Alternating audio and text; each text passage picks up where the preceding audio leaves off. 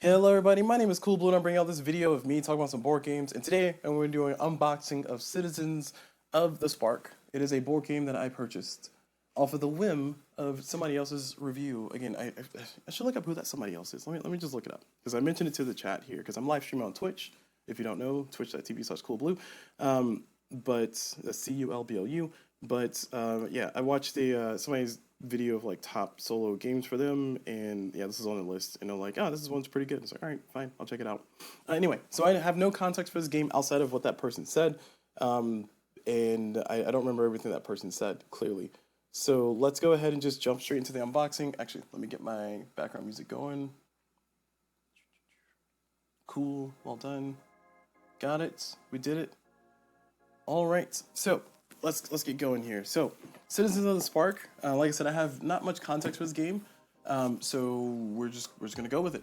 So, Citizens of the Spark. Oh man, that's a little blurry, isn't it? We gotta zoom in a little bit. Let's zoom in.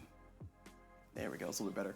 Citizens of the Spark. Reading the back of the box here, says the fate of creatures. Man, that's almost in focus. The fate of creatures touched by the spark of intelligence hangs in the balance.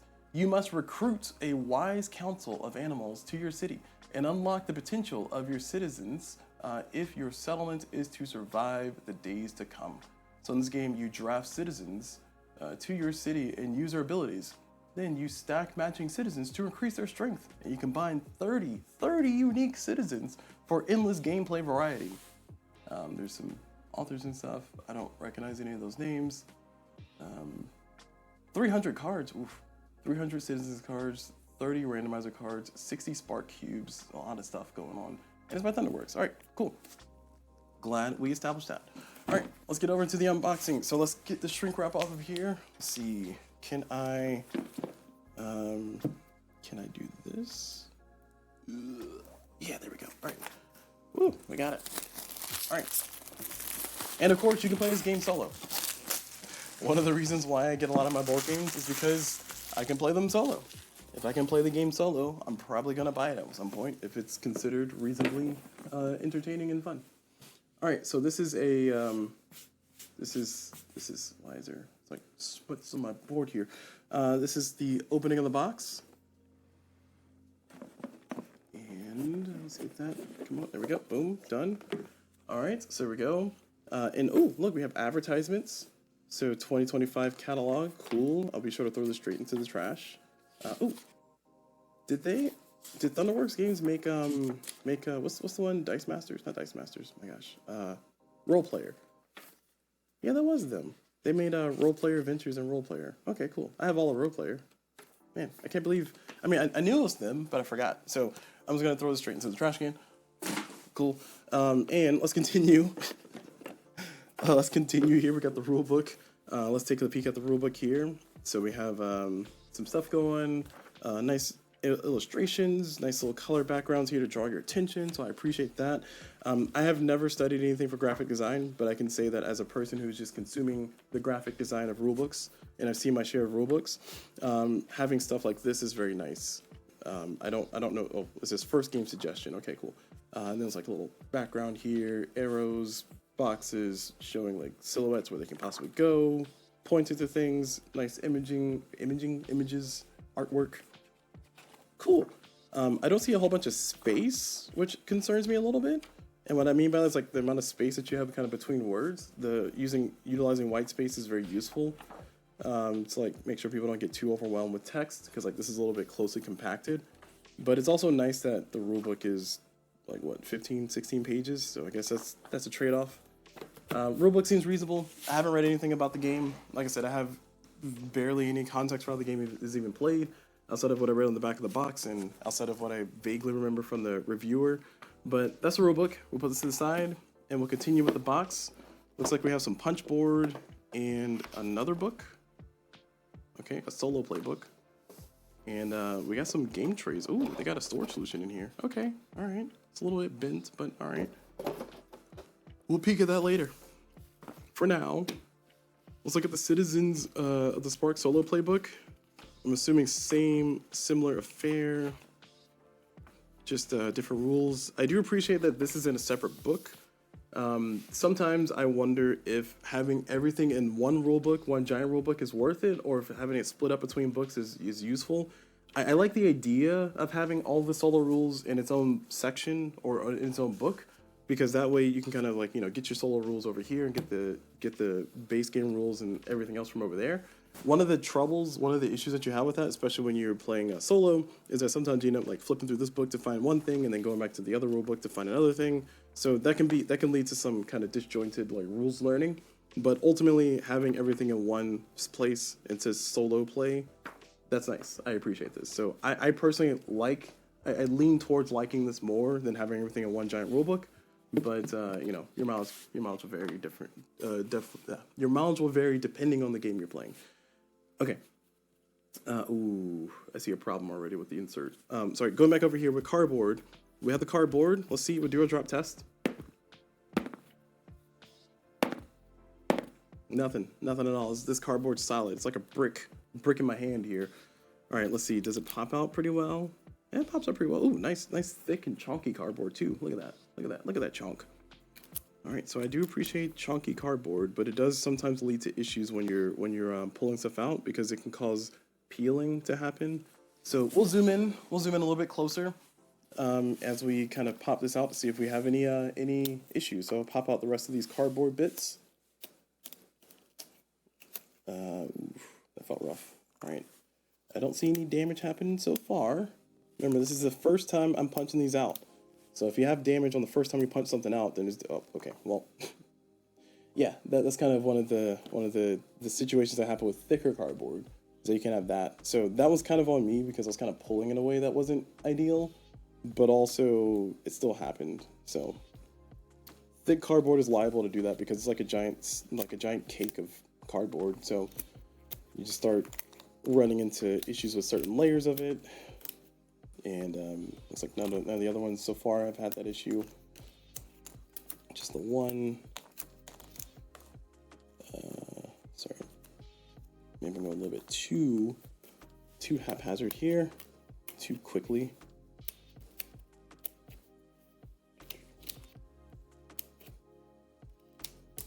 Oh, that didn't feel good. No, it's all fine. Okay, it's all fine. All right. So there we go. We got all of our pieces out without too much. Oh, we got these left. All right, these are really in there. I mean, the die cut is really good though, especially considering how thick the cardboard is. Like this cardboard is pretty sturdy. Like this is like some stuff I can build a house with. But yeah, the die cut's pretty good, and the pieces are kind of held in there, so it made it all the way through. Made a clean cut, and it just left a little bit of a connection there. All right, okay, cool. So there's all the cardboard. Let's get zoomed back out and continue with our journey through the box. I mentioned before that I already see an issue with the cards here, and that issue is sleeving ability. So on the bright side, the box is thick enough, because it's gonna have this much thickness in the box. It's gonna be thick enough to be able to hold deck boxes anyway. So this is a deck box, and yeah, I can easily hold a deck box inside of there. Matter of fact, I think we can use one of these bigger deck boxes. Here's a Gamegenic one that can hold 100 plus, and that can just sit in there pretty well, pretty nicely. Even on this side too. Oh, even better. So I'm not too well. I'm a little annoyed, but I'm not. It's not like the end of the world because I have solutions here. So the thing I was going to say was like this is pretty much in here, like pretty like nice and compact. And this is one of the solutions. This is one of the situations where it's like there's going to be no room for sleeves here, mainly because. Well, these are all the cards unsleeved together in the one spot, so yeah. Little sad about that. So this plastic insert will have to go. I'm not gonna make it go right now, but it will have to go. Actually, I might make it go right now. Ooh, these are weighty. Sorry, these are some cubes here. These are nice and weighty. Let's see, is there anything under there? Nope, no spoilers. This is just the insert though. I will give them a shot to show you how the insert goes if you don't want to sleeve your own cards. So let's see if I can put everything back in here for a second. We got this going on. We got this little stacking. There we go. This little stacking one here. And I don't think I know for sure what goes where, but I'm going to make a guess and say that this is where the 25s go. Or maybe the 25s go in the other one? No, yeah, the 25s go there, and the 10s go here. So, I like the tray. I appreciate the tray. It's nice. Nice trays. And then this piece goes here, clearly. And, this is for these bits. It's a little bit of a tight fit there. And then this is for the little cards. And what's the deal with this here?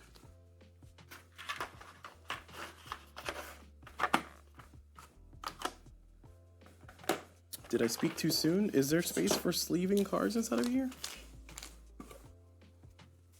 I might have spoke too soon. All right, so there's like a lot of space here. So maybe there's space to, let me check the rulebook here.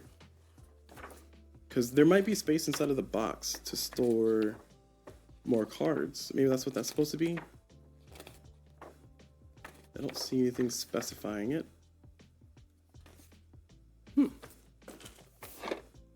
It looks card shaped. I can probably fit this deck box in there.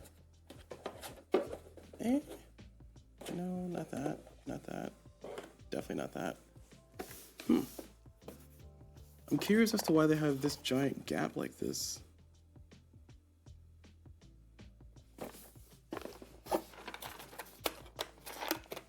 Hold on, let me check something. No. I was gonna say maybe this goes here, or maybe there's an expansion already that I don't know about. Huh, let me go check to see if there's an expansion for this game. I'm gonna try to be more intentional checking for expansions for games that I get because, yeah, it's sometimes nice to know if there's an expansion, or maybe they're it's Thunderworks Games. I mean, the people who made like 17 expansions for Role Player, and even spun it off into his own game. Of course, they're gonna have expansions eventually. Looks like they have a transmission pack and a mini campaign expansion. That's good. Is that out? I don't know if that's out yet. So there's some expansions there already. By the looks of it. All right. Yeah, I think I'm still gonna have to do away with the insert though. One thing I was considering was that maybe this is space for more cards. Actually, okay, no, okay, never mind. Hold on. Yeah. I think the purpose of this is space for more cards. Okay. I see what they're doing here. And you can also fit some more cards here too. Yeah. All right. Okay. All right. My complaint. I rescind my complaint. I rescind my previous complaints because I was giving them crap earlier, saying, man, I can't believe they didn't leave space for you to store cards. Look at how tightly packed that is. But after using my noggin, using my noodle here, I figured it out. And probably somebody in chat. Probably somebody in chat in the comments were saying like, hey, CulBlu, this is where you're supposed to store more cards after you sleeve them. But okay, there's consideration for sleeves. There's consideration for sleeved cards. Again, I'm assuming there's going to be a billion expansions for this. So I have no hope that this is going to be enough space for all cards forever. But it is nice to know that there's space for cards. And then also looking at these cards here, these cards, when I sleeve them, they will definitely take up more space. So it looks like, yeah, they did for sure consider sleeves because they gave you like a nice little deep well there. So that is good. They considered sleeves. All right, so I turn my criticism. Take my criticism back, and I'll turn it into praise. I will. Let's see, because these are two containers. I will go ahead and do this though, because I think we're supposed to be storing these bits because it has like the icon for them, or no, maybe those are cubes. This kind of looks like that icon. The icon that you have on the back of these points things, but it's also like cube shaped here. Whereas this one is more specifically this. So I think this is for the cubes, and this is for all of the point trackers. That would make sense to me because these are distinct enough, and you can mix your money. They're distinct enough to where it's not that hard to tell them apart. So okay. All right. Looks like the built-in storage here. I'm wowed by the built-in storage. So congratulations. I played myself.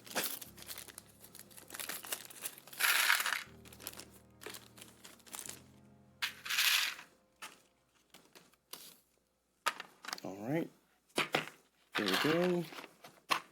And we have we have There we go, stored it there.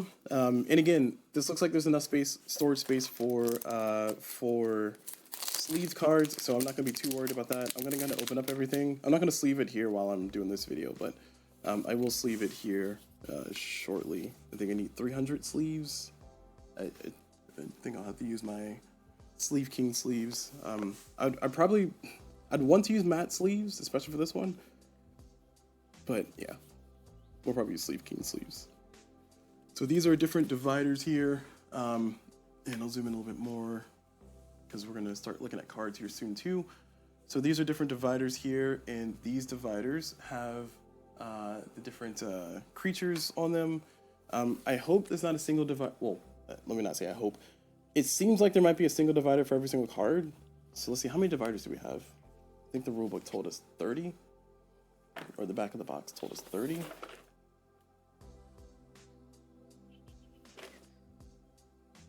There's 30 randomizer cards, 36 synth cards, and I don't see dividers. Why are dividers not listed? That's disappointing. Okay. All right. Well, it doesn't tell me how many dividers are, so I guess we have to do it the old-fashioned way. 1, 2, 3, 4, 5, 6, 7, 8, 9, 10. I'm assuming 30.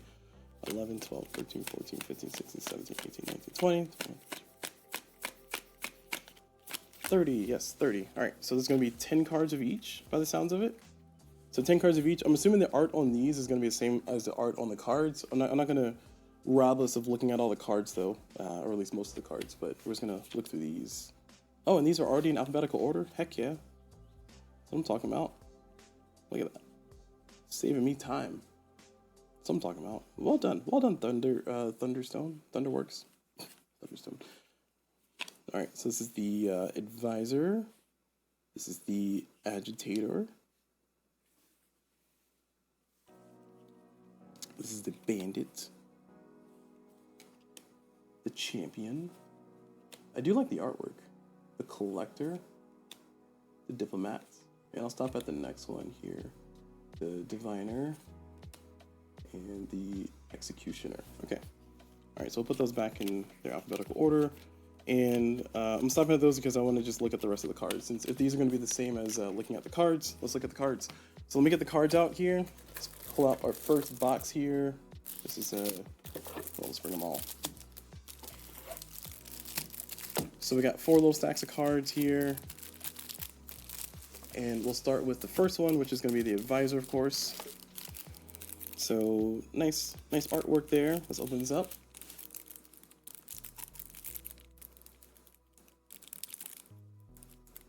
Oh my gosh. Jeez. I'll never open these cards. Almost got it. There we go. Okay. We did it. We've opened the cards. So nice artwork on both sides. Looks like the backs are all the same. And it says there's some randomizer cards in here too. So I'm assuming that we'll find those eventually. But like I said, based on the math, it seems like there's going to be 10 of each card. And I think that's the case because there's 300 cards. There's 30 dividers. So I'm assuming 10 of each. 2, 3, 4, 5, 6, 7, 8, 9, 10. Yep, 10 of each. So here's the advisor. So they have some symbolism here, some symbolism. There's some symbols here on the card. I don't know what any of this means yet, but I will probably learn this shortly because I hear this game's also not that hard to learn. Yeah, there's some of the artwork. I think it looks pretty dope. I like it. Got the effects listed here, gain, blah, then whatever that means. Oh, I'm assuming that's how, if you have more stacked, then you get the better effect. Because it did say you stack cards for better effects. Okay, cool. All right, let me zoom back out. And let's continue with the opening of the cards. So I said I was gonna, I'm not gonna sleeve, well, do I wanna do this first? Ugh. This is gonna make it a nightmare later. All right, let's go ahead and just put this all in here. Might as well get some organization going. Established cards can go there. Sorry. There we go. Advisor. The Agitator. I do appreciate that they have different sleeves for different characters. And they also have like a symbol here. I don't know what that symbol means yet. But it's nice that it's there. It's I'm assuming it just tells you like different like starter cards or different like, you know, hey, listen, like this one's good for this type of play or this one's good for that type of play. It's my assumption.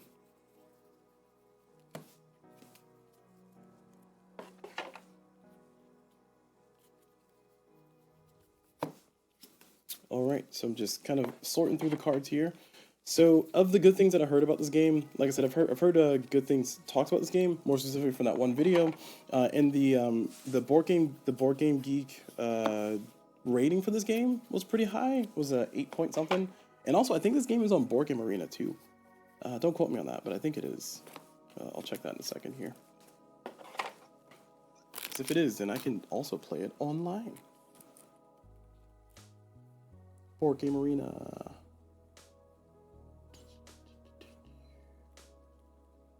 Nope, it is not. Alright, I am a filthy fibber. It is not on Board Game Arena, but that would be neat if it was. Alright, continuing on. We're going to open up these. That did not work out. There we go.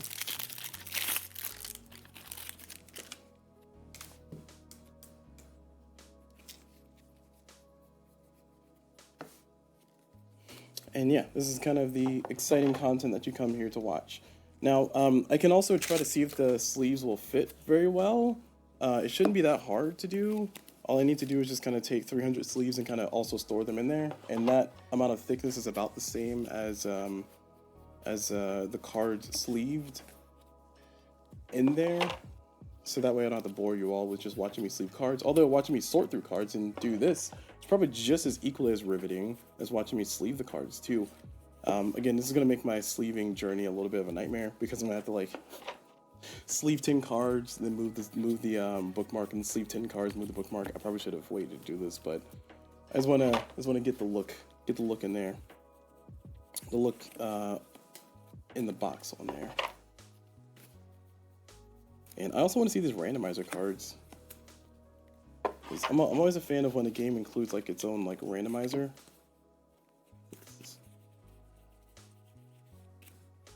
Philosopher. Continuing. And again, the art looks pretty good on all these cards. I do appreciate good artwork on cards. I think I was gonna say Thunderworks games with using role player, because I know they can use different artists for sure. But I think role player's artwork was kind of okay. I think it was a little bit not great looking sometimes for a role player, and that's kind of the only context I really remember that's the only context that I remember having for Thunderworks games. I almost bought. Did they make? What's the drafting one? Did Thunderworks make Thunderstone? Was that them?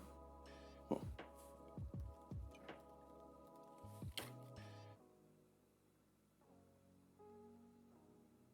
Let's see, Thunderstone was by. I don't think it was by them. Maybe it was by them. Looks like it has similar symbolism. Similar symbols. We implemented by Thunderstone Quest. Oh, that's AEG. Alright, well, let me shut my mouth and keep on doing what I do here. It's possible that they have a relationship with them too, but it's probably not. Probably not. I just offended so many people with that one statement there, didn't I?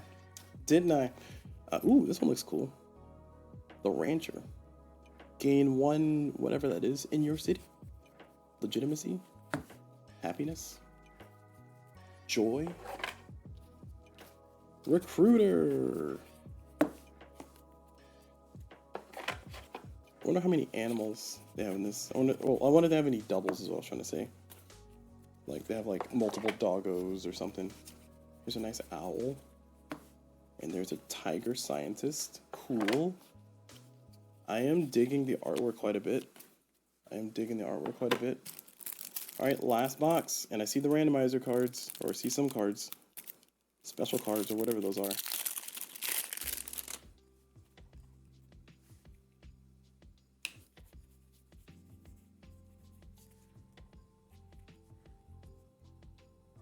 These are all soldiers, okay.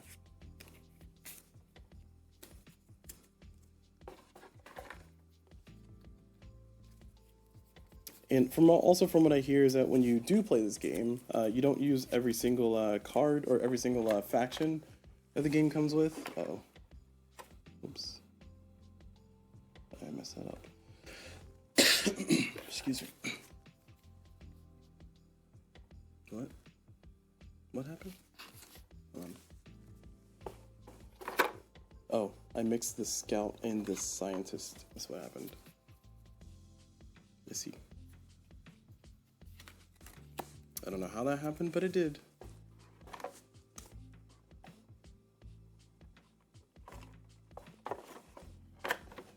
All right. Sorry. What I was saying was, you don't play with every single card. You only play with like a handful. I think it said when you play solo, you only play with 3 of the different factions or 3 of the different classes.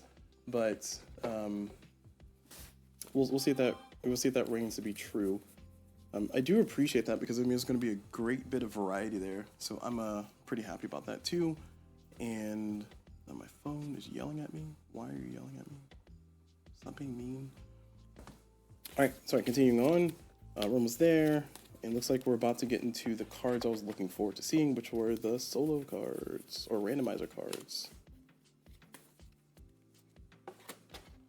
All right, so those all fit there pretty nicely. Here we have the randomizer cards. They have this little border on the outside, and on the back they have whatever that is. Just some artwork there. Okay, so that's the randomizer stack, and here is the how to play. 1, 2, 3, 4, 5, 1 for each player, and then solo player turn. These are double-sided icons, final scoring, and then front side there. Okay, cool. I'll put these over there. These with them. There we go. All right, now the question on the table was sleeves. So we need 3 packs of these because there's 300 and something. Actually, we need 4 packs of these because there's 300 of these, and then there's 30 of those, and there's some of these. So I think we need.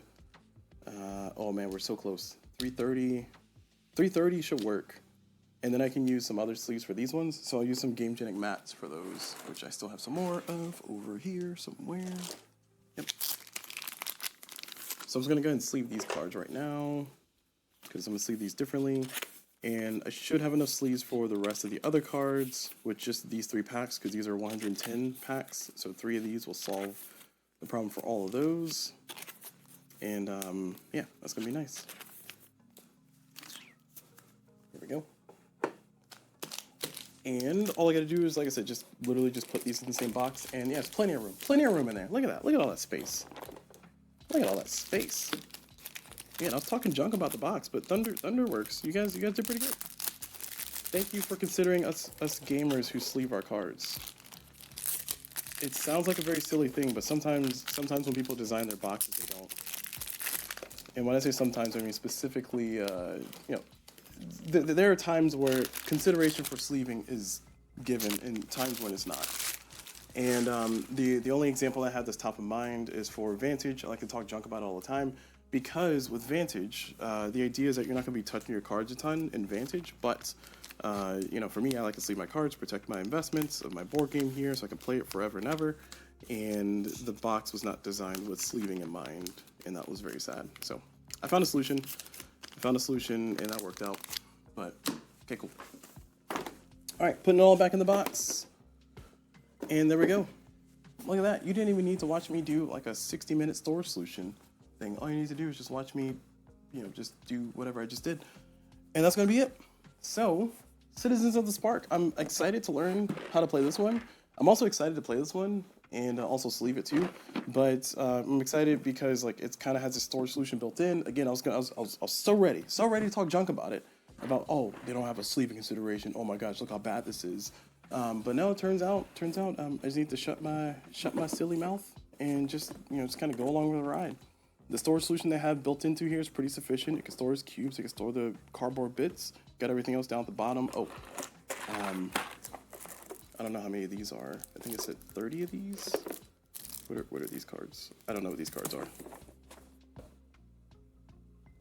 So you have 300 citizen cards, 30 randomizer cards, 60 spark cubes, 40 spark tokens, 5 reference cards, 1 start player token, rulebook, solo rulebook, 36 scintilla cards. So these are the 36 solo cards. Okay. So 36 is not bad. I don't know what size these are, but I can find out using my very unnecessary method, which is this from Sleeve Kings. Again, I'm not sponsored by anybody. I don't know if I said that, but I did buy this mat from Sleeve Kings because I was like, oh, heck yeah, I'm definitely going to use that. Oh, man, that's way too zoomed in. I'm sorry. I had a better idea. I figured it would zoom in just a little bit, and it just kept going. All right, there we go. So we're gonna see this card size here. I know I was trying to get to the end of the video, but you know, but wait, there's more situation. So these are the solo cards, and it's my first time actually using this, and it looks like they fit C. So C is mini Euro card sleeves. Okay, so mini European. I have some mini Europeans here. That's Game Genic green, right? Here's some Game Genic yellows. These are mini Americans, wrong size, sorry. Oh no, I don't have any near me. Well, that's an excuse for me to get up from my chair, heck yeah. Is it really an unboxing if I don't get up at least once from my chair? Haha, I thought you guys were away from it. I almost made it through. All right, but genuinely, every time I do an unboxing or something, I always end up getting up at least once for some reason. I really don't know why. It's just restlessness. I don't know. It's my thing. All right, so I got some more card sleeves here, and let's see. Haha, I have plenty of. Oh, no. It's mini American. No, mini Euro. What is mini Euro? Yeah, sorry, I was thinking these, but these are the wrong ones. These are standard American. Shoot. That's the wrong size. Oh no, I might not have mini European matte sleeves. Well, which is okay. Because I still have the ones from Sleeve Kings. Oh man, I guess I gotta use these ones. All right, so I still have Sleeve Kings, and this is gonna be more than enough to sleeve those. All right, cool. So we've established that, we've used that, we've got this done. Yeah, fine. I'll then sleeve these two. I want to sleeve these because I feel like this is gonna be the most suspicious setting inside the box, because these cards are going to be under the insert there. That insert kind of clicked in pretty well though, so I'm not too afraid. Oh no, I'm not too afraid of it. And no, sleeving backwards from what I would prefer.